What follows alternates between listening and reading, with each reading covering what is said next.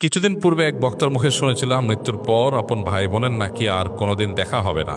আমার জানা বিষয় হচ্ছে এই কথাটি কতটুকু সত্য, আর যদি সত্য হয়েও থাকে তাহলে কেন? রাসূল সাল্লাল্লাহু আলাইহি ওয়াসাল্লাম তো বলেছেন, যার সাথে যার মহব্বত তার সাথে তার কিয়ামত। প্রথম কথা হলো যে এটা সঠিক কথা না। যদি কোনো বক্তা বলেও থাকেন যে মানুষ মারা যাওয়ার পরে তার ভাই বোনের সাথে দেখা আর কোনোদিন হবে না, এটা আর সঠিক কথা না। কারণ কোরআন হাদিসে কোথাও এরকম কোনো কথা বলা হয়নি যে মানুষের মৃত্যুর পর আর প্রিয়জনের সাথে কখনো দেখা হবে না। বরং এর উল্টাটা আছে। আল্লাহ রাব্বুল আলামিন কোরআনে হাকিমের মধ্যে ইরশাদ করেছেন, যে ব্যক্তি ঈমান এনেছে এবং ওয়াত্তাবা'আতহুম যুররিয়্যাতুহুম, তার পরবর্তী বংশধর যাদেরকে সে রেখে গেছে পৃথিবীতে, তারা যদি তার অনুসরণ করে, অর্থাৎ তার ঈমান আমলের অনুসরণ করে, তাহলে আল্লাহ তাআলা বলেছেন যে তাদেরকে তাদের সাথে আল্লাহ তাআলা ইলহাক করে দিবেন, সংযুক্ত করে দিবেন।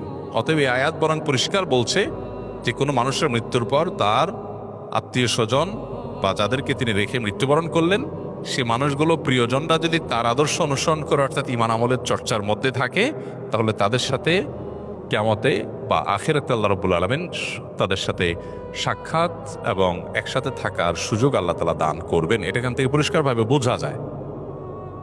আর এর পাশাপাশি নবী সাল্লাল্লাহু আলাইহি ওয়াসাল্লাম আরেকটা হাদিস আছে, আলমার ও মা'মান আহাব, অর্থাৎ মানুষ যাকে ভালোবাসে তার সঙ্গে সে থাকবে।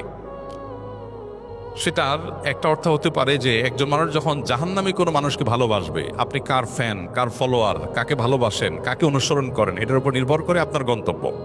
একজন মানুষ যখন কোনো খারাপ মানুষ অনুসরণ করে, তখন তার সাথে কিয়ামত হবে, তার সাথে তার হাসর হবে, সে তার পরিণতি ভোগ করবে।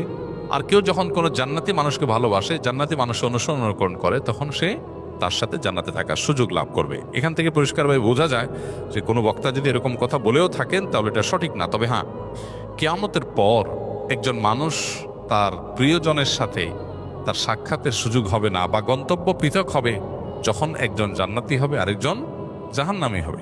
এখন প্রশ্ন হলো যে আমার ভাই, আমার মা, আমার বাবা, আমার সন্তান কেউ যদি বেঈমান হয় আর সে যদি জাহান্নামী হয়, আর আমি যদি জান্নাতি হই, তো জান্নাতে আমার সুখ হবে না, আমার তো মনে কষ্ট থাকবে যে আমার প্রিয়জন জাহান্নামে। তো জান্নাতে তো কারোর কোনো কষ্ট থাকার কথা না।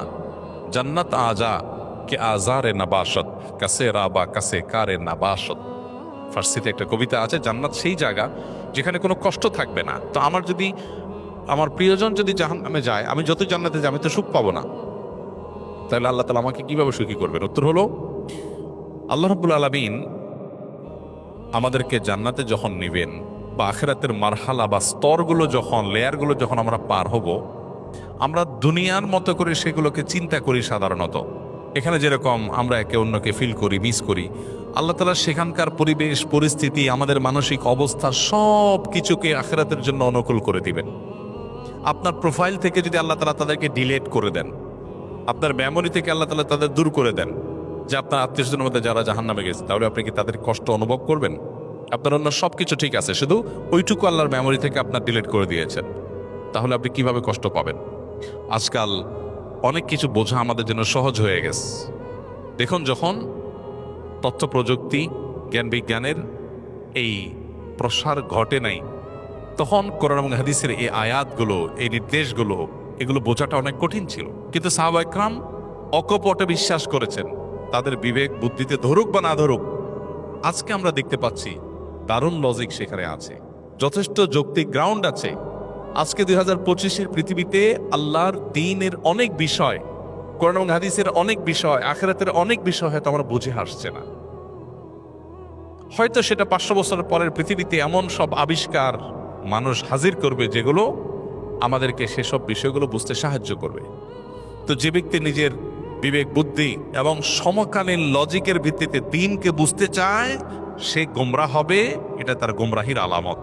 দ্বীনকে বোঝার জন্য কোনো লজিকের আশ্রয় নেওয়া, এটা কোনো বুদ্ধিমত্তার পরিচয় নয়। আমি আল্লাহর কাছে নিজেকে সারেন্ডার করব, কারণ আল্লাহ আমার সৃষ্টিকর্তা।